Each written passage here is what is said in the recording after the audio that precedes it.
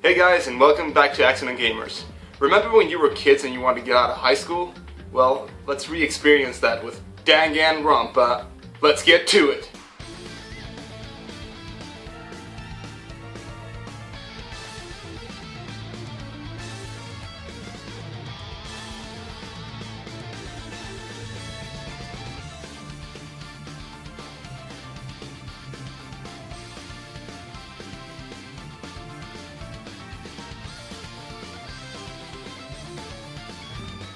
So, DanganRonpa is another visual novel. This one is made by Chunsoft, and they are also known as the developers of Virtue's Last Reward and 999. Those two games are some of my favorite visual novels, and so I had high expectations for this one. And I must say, it actually meets those expectations pretty well. So in this game you play as Makoto, and you've been accepted into a school called Hope's Peak Academy.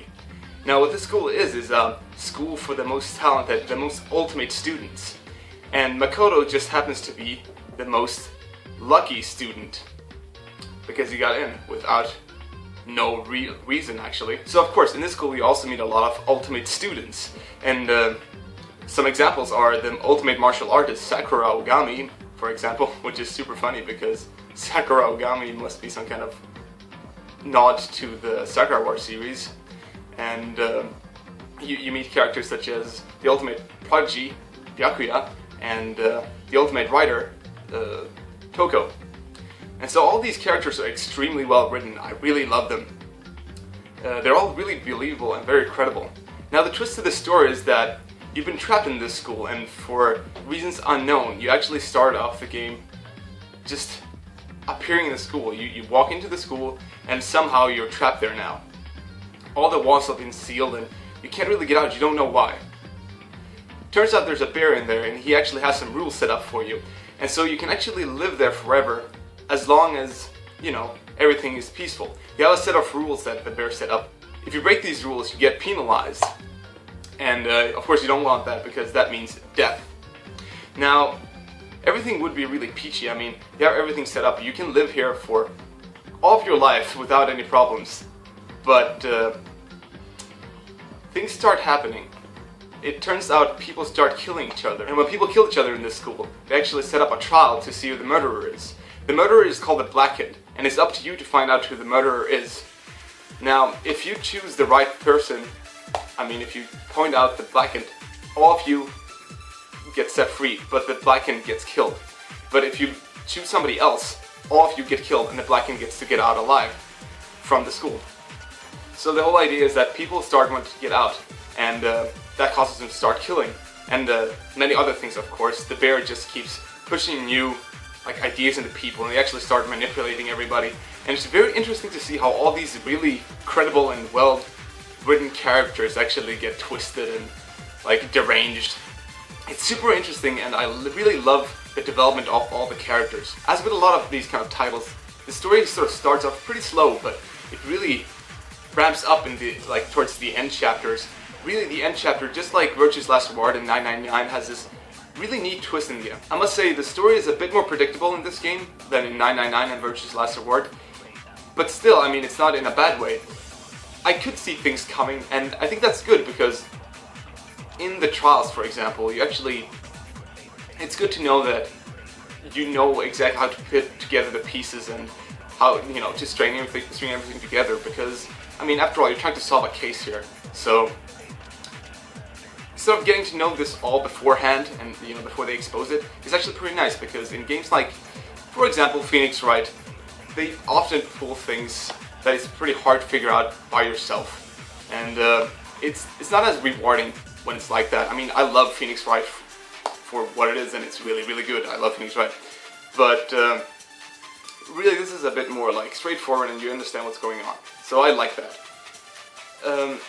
Like I said, you actually have to take these murders to trial, and what you do there is exactly like Phoenix Wright almost, except it's more like, imagine if Phoenix Wright was a turn-based RPG, and this is a action RPG.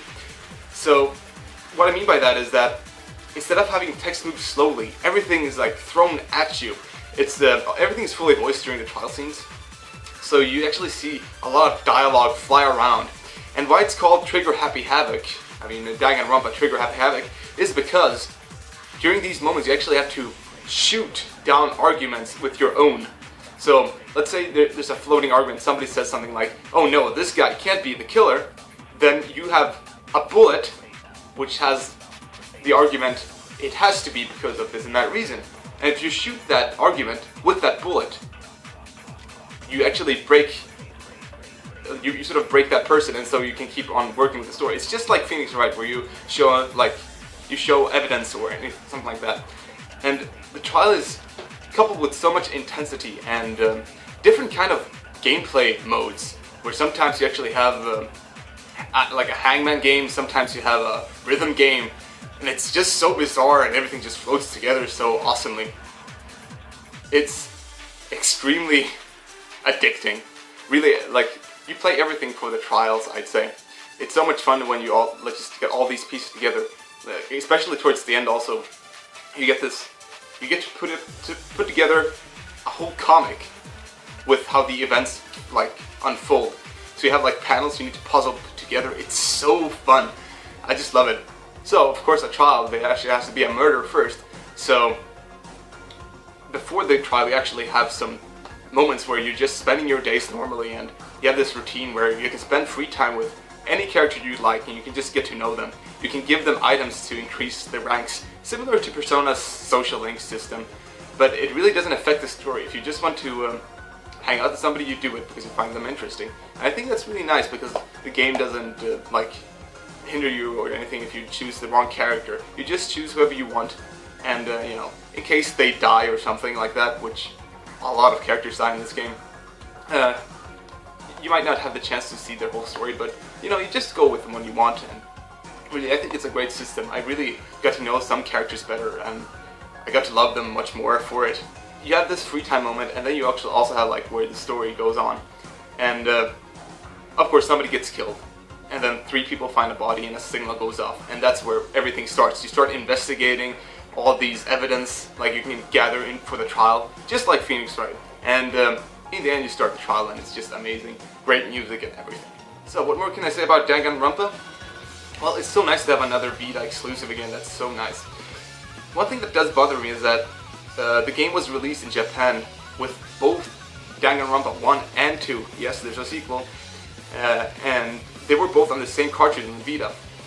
They were originally for the PSP, but then they changed it to the Vita because they wanted to add some upgrades, I guess, and visually it's much prettier on the Vita, of course. But I was really just disappointed to find out that, well, we're not getting this first and second game packed into one Vita cartridge like, you know, Japan does. But on the other note, we are going to get the second game localized, which is amazing. Like, after the ending of this game, well, the ending, I must talk about that a little in the end. But, well, I'm so glad there's a second one. And from what I've seen from the second game, I think the characters look way cooler and everything, so that's gonna be something awesome. There's also an anime based on DanganRonpa, which is, I haven't seen it, but I've seen some clips and I think it looks pretty promising.